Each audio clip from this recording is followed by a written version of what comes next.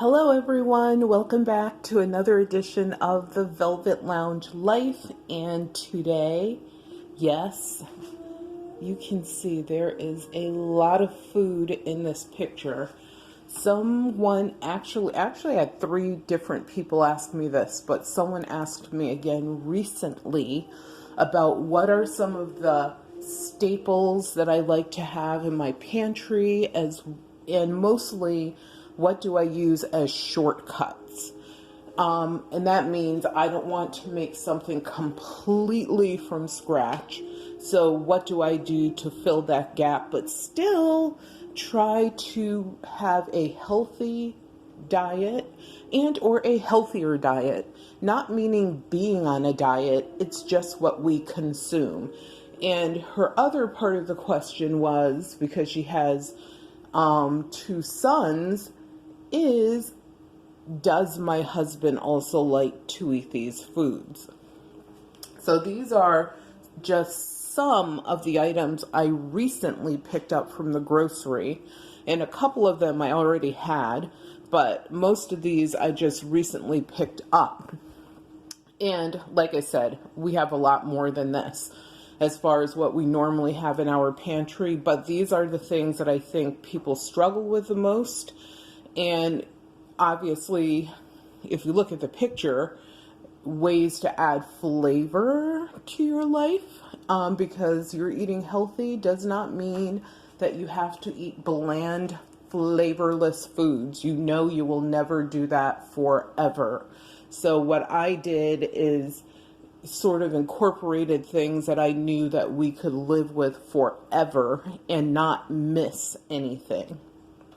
So without further ado, let's start. I guess we'll probably start on this side and work our way over.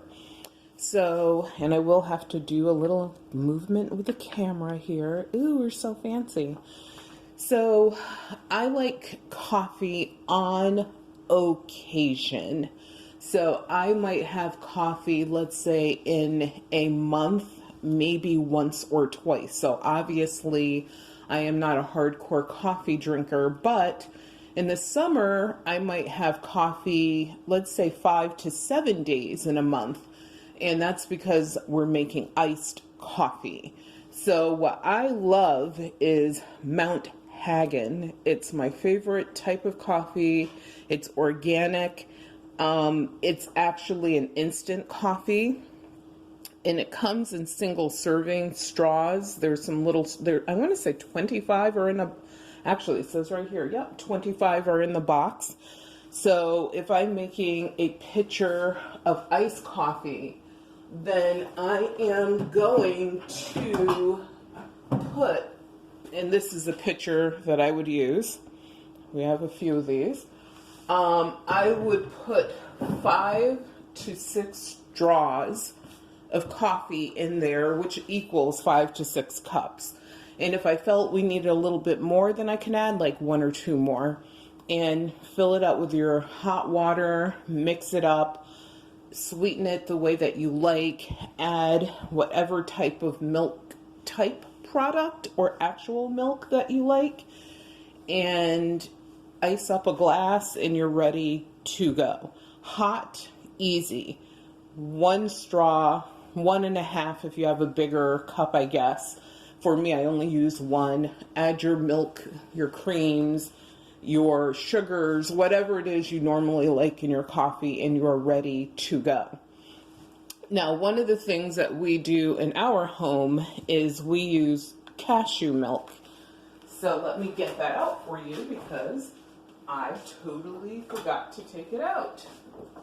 Like I said, I just did some recent shopping, and I actually did some shopping with this person, and they were like, you should do a video because, and I was like, you know what, that's a great idea. But this is the cashew, and of course, no one is sponsoring this video, but if you want me to try your products, my information is in the description of this video and on the about page of this channel.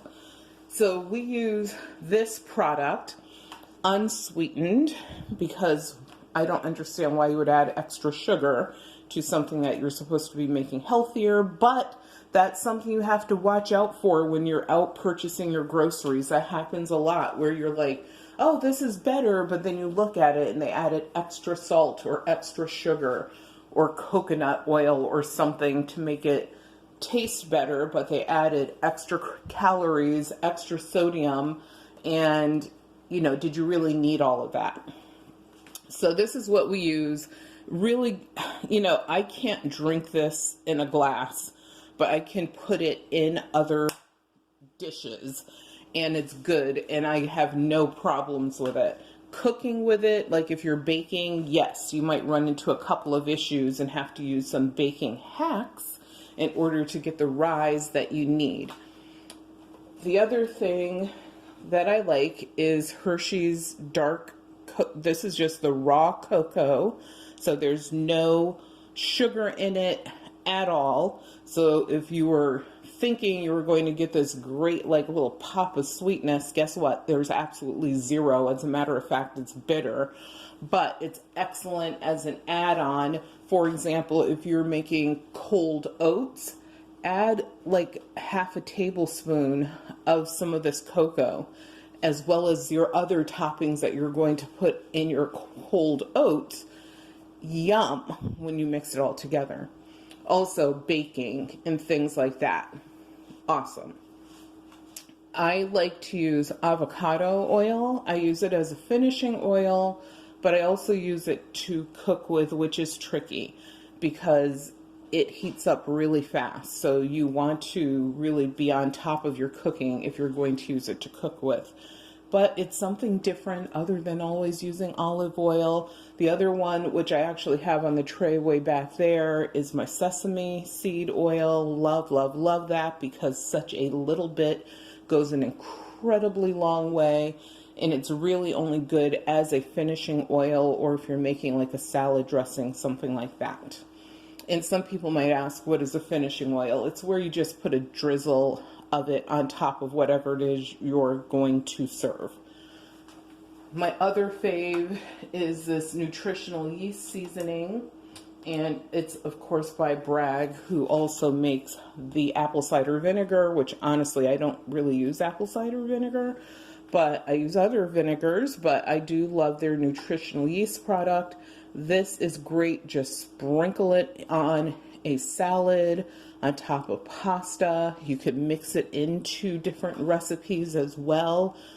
And, you know, the list goes on as to what you can use that product for. Like if you have steamed veg, excellent way to get some extra flavor out of those veggies.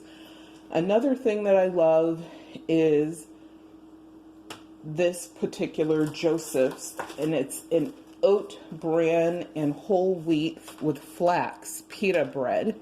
The reason I like it is because just, you know, instead of just having something that's like just bread, it actually has some healthy attributes to it. This has quite a bit of omega-3 in it. Of course, in big letters, they tell you it's 6 grams of protein in this. Honestly, I'm not really a protein counter, but what I am is a counter of if I eat this, what else does it do for me? So I actually like this. It actually does come in other flavors, if you will, but this is the one that I buy simply, like I said, because it's healthier. Also, one of my faves, tinned fish. So here I have some sardines and I have some anchovies, but in the pantry I actually have 3 other types of tinned fish. And the reason I like this is if you have a salad and part of the thing with this video as well, quick fixes. So if you have a salad, you don't feel like cooking, but you're like, geez, I want more than to crunch on some vegetables right now, as great as they may be and as varied as they may be. But you still want, you know, something that gives you that punch, and maybe you want that protein as well. Then grab a tin of good fish. And what I do is I drain off the oil, or if it's packed in water, drain off the water and simply throw it over the salad, and I am good to go.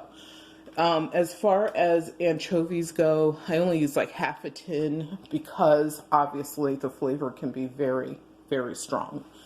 And lots of people don't like anchovies, but reintroduce yourself to them, because if you have just a little bit of chopped up anchovy in a pasta or over a salad, or for example, those that like a Caesar salad. I don't really like Caesar salad that much. I used to eat it quite a bit in the past, but I never really overly loved it because it really doesn't have a lot to it, especially nutritionally. But if you're out on the run and it's the best thing that you can get, it's better than getting the other alternatives that are out there.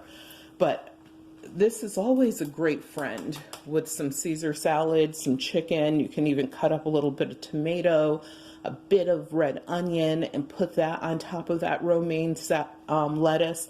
And that's part of the reason that it's not my big favorite salad, because romaine really doesn't give you a lot of anything. But anyway, so that's why I like the tinned fish. Super convenient. Don't have to cook anything. It's ready to go. Also, yes, you see my best friend here, Noosa yogurt. I love Noosa. Usually I will eat like half of a container of this, and usually I actually eat it like this. Like that half will be left and I'll eat this half. So I don't eat it from the top down. I eat it from left to right, which is weird, but hello. There's the flavor. This is mango, and I have it upside down. Well, the lid is upside down, but you can see the fruit is at the bottom. So, but even with this, I mean, the fruit flavor like flows all through the yogurt. So honestly, it tastes really good, even if you don't get down to the fruit layer. But normally I'll eat half of this because I believe this is 300 calories okay, this one's 270. And you do need to look at that with Noosa, because sometimes some of them are 300 calories, but this one is 270. So divide that by 2, and that's a better hit for your money than, consuming 270 calories just in one yogurt. Also, this is great as far as putting it in your cold oats, if you do cold oats, or even if you do hot oats.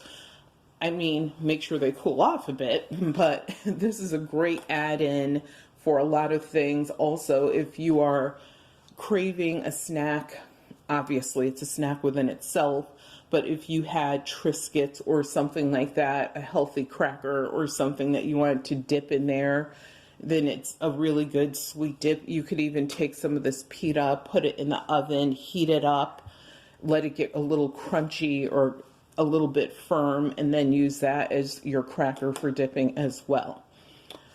The other thing that I adore are these, they're called lime squeeze and lemon squeeze, but it's lime and lemon juice. They're made in Italy and imported to the United States.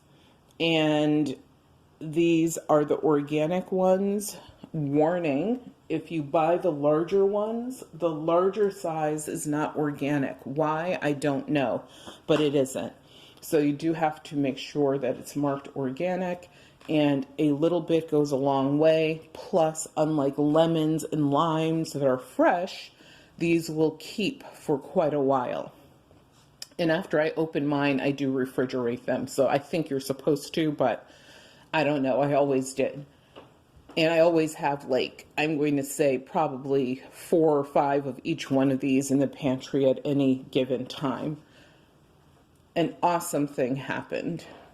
Ronzoni created a healthy, I hear my husband coming down the stairs with a dog. But Ronzoni created a healthy line of pastas, which I was so excited about that I've tried almost all of them we have. And these are the ones that we actually like. The Healthy Harvest up here is a lasagna. And what's super healthy about it is it's made out of 100% whole grain. And I don't know if you can see it on the box, but all the nutritional information is there. The orange, oh, you can't see it. The orange area right there discusses what the fiber content is. Actually, you can make it large enough for you to see. And so you're actually getting lots of whole grains. You're getting a good dose of fiber. And I can tell you right now, there's no difference as far as consistency. I will say it might have a little bit of a nuttier flavor than the plain old regular white flour pasta that we used to make our lasagna with. So this actually added flavor, but it also added some healthy components as well. They also, this is probably our favorite out of the three that I'm going to show you, is this cauliflower. I actually and it's made with cauliflower, fava beans, and rice flour. So good. The only thing with this is, and this is a penne, is that it does cook faster than traditional penne.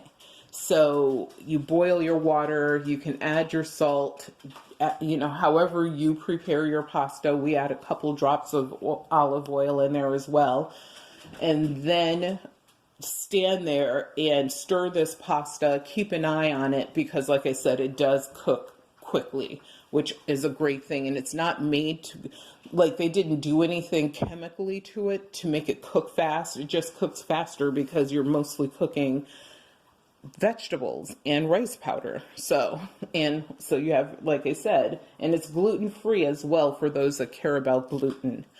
The other thing that we like is, I would say I like this the most. My daughter likes this secondly, probably. And my husband really doesn't overly care for this pasta, but he will consume it. You know why? Because you get whatever is cooked in the house. There's no special meals here. This is not a restaurant. But these are the super greens. So there's a variety of greens that are in this pasta. I will say that this is probably an acquired taste for some people. Now, if you have had a spinach wrap, for example, or if you like kale, which honestly I don't like kale myself personally, I'm trying to think like other strong flavors. If you like collard greens, stuff like that, think of it kind of all combined together in a pasta. And if you have the right seasoning, sauces, whatever, then this is not going to be a problem for you. Now, I don't cook this as often. And yes, I'm wearing my leopard robe, which I was trying to keep out of the video. Oh, well, might as well go in for it. Then you want, like I said, for me, this is something I can't have all the time. But if I want something super flavorful, and I want to hit that green area, as well as make sure you have like the appropriate, companions, I guess I'll say, to go with it. For example, a tomato sauce for me does not work with this pasta. But if I had a healthier Alfredo sauce, awesome. If I had something that was maybe a vinegar and Parmesan cheese-based sauce with olive oil and a little sprinkle of salt, that might work as well. That does work, honestly. Or use lemon juice instead of using the vinegar. Hello, party in your mouth. But like I said, this one is definitely something that you would want to buy one of. Try it out, see if you like it. If you don't, just don't buy it anymore because it's not something that you'll like. And this is the thin spaghetti, but they do have the regular, like, non-thin. And I like the thin because it picks up a little bit more flavor.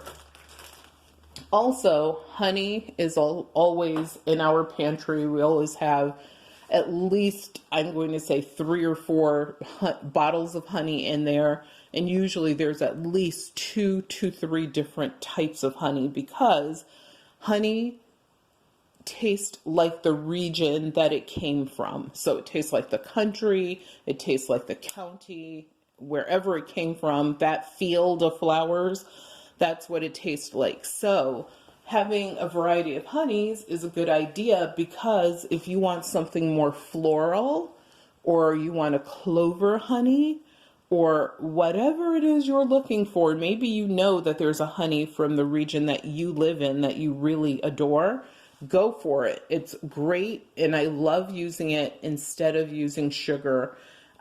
Me personally, I use this probably 90% of the time instead of sugar. And what you can do, because I know some people are like, yeah, but honey can be hard to work with unless it's hot. And that means like you're putting it into something hot, and then it, of course, sort of just melts and, incorporates itself into the beverage or whatever. What I do, if I'm going to, and I'm going to talk about this tea in a minute, if I'm going to make iced tea, for example, and this is, my favorite, I have two favorite tea brands. One is Bigelow. The other one is Newman's Own. I wish that Newman's Own would open up and also have herbal teas, but they don't. Their teas, I think they have a decaffeinated tea. I don't drink decaffeinated teas, but I think they have a decaffeinated tea, and they have a green tea, which is the one that I buy, their green tea. And they also might have like one other tea, I don't know, that I've ever seen. But what I buy is the Newman's Own green tea, and these are my three favorite Bigelow teas. I do like the peppermint tea as well, but I didn't have any left. But this is the red raspberry, orange spice, and blueberry with acai.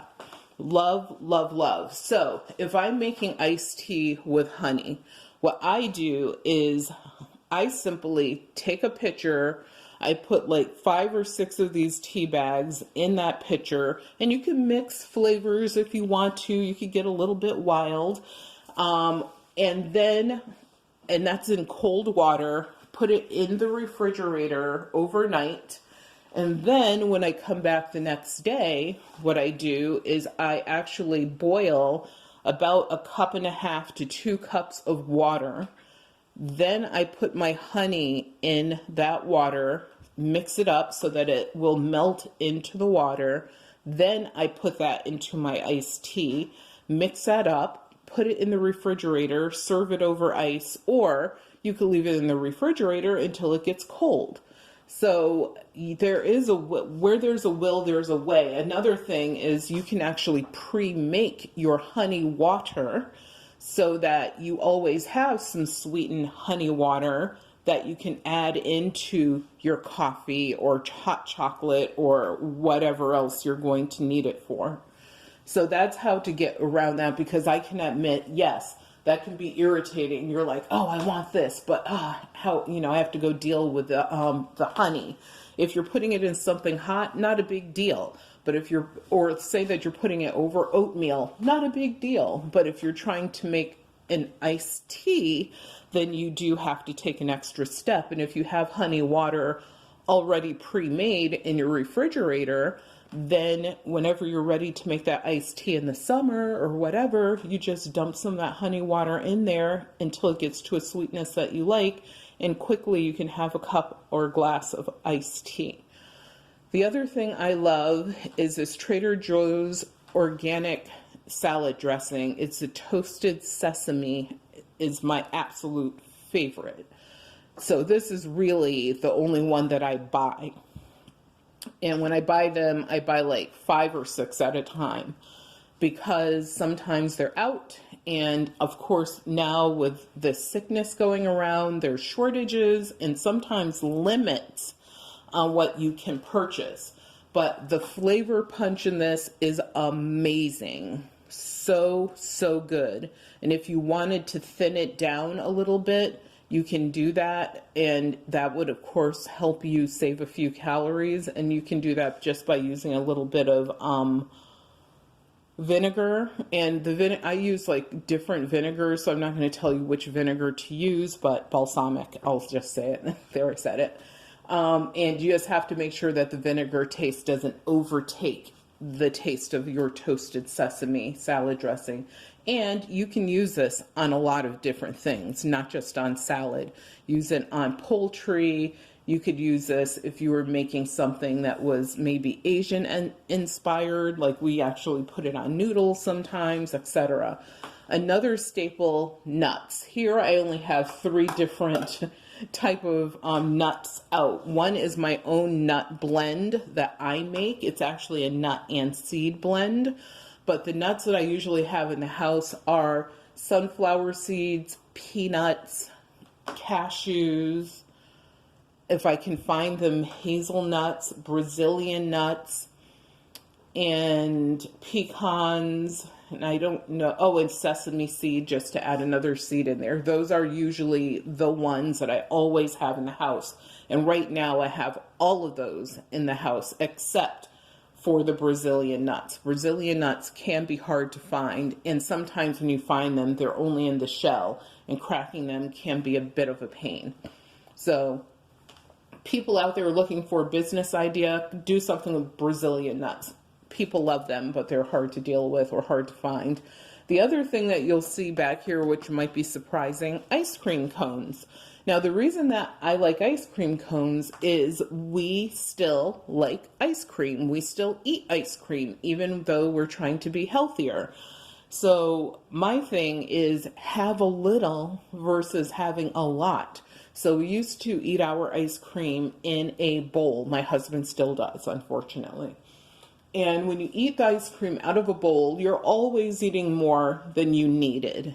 And or you're maybe even eating more than you want because you're like, oh, I'm going to eat this because if I don't, then it's going to, melt and what's the use or whatever. So what I do is I eat my ice cream out of a cone because it limits how much I'm going to eat. And it makes it more fun to eat. Plus, it is supposed to be a treat, not a normal staple in your diet. I can admit, I confess that ice cream was not a treat. It was just like having lemon juice, or tea or something. We would have it as a normal part of almost an everyday meal or snack, I should say. And now I don't eat ice cream that often, but when I do, I like having it in a cone, like I said, because I feel like it's more of a fancy special treat and it limits the amount I'm willing to eat. Also, you can take your ice cream cone, roll it into peanuts or something so that you have like a nice yummy outside to it, and now you've taken it to a completely different level. The other thing that we like a lot is, can you guess which item is lurking in the background? Protein powder. So I use the IsoPure protein powder. The reason that I use it, there's a couple reasons. One, it took me a long time to find a protein powder I could stand. Honestly, I could not stand. And I don't like protein. You know how you buy that stuff that's already made up in a bottle? Can't stand it. Don't like protein pre-made drinks. There were no powders I liked. Plus, I was looking for something that was, wasn't laden with chemicals and weird stuff and fake sweeteners and all kind of whatever. So I actually found this, and plus no flavors, please. If I can't taste it, even better. And this is unflavored, and it's made from whey. So, and this giant canister has 47 servings in it.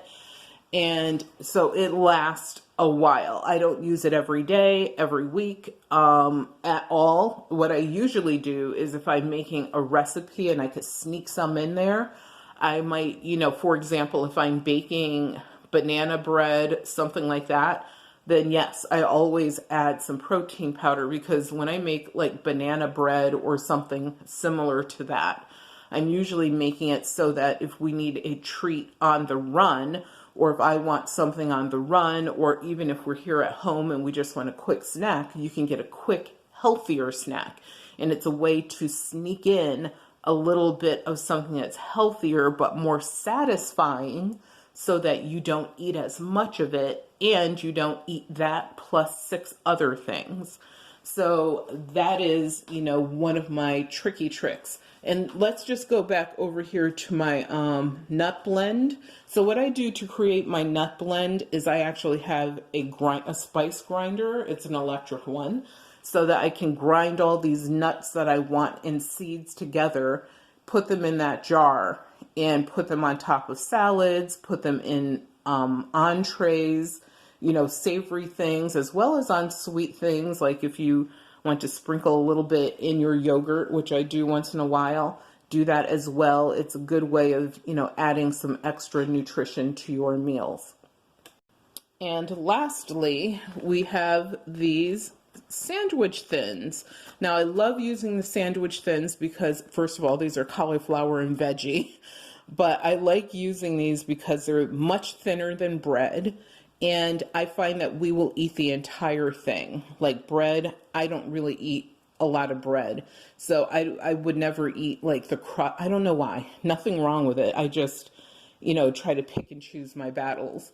But with these, I will eat the whole thing, and they are thin. So if you're going to put like 8 pounds of meat or something on it, or 20 pounds of veggies, not going to work. So this actually will help you, kind of control your portion as well. Awesome if you put them in the oven, or even if you put them in a toaster and let them get a little bit crunchy. So good. So thank you guys for tuning in. I mean, there are some other things that I could have included in this, but like I said, we could go on forever. But I want to get down to some of the things that are key to me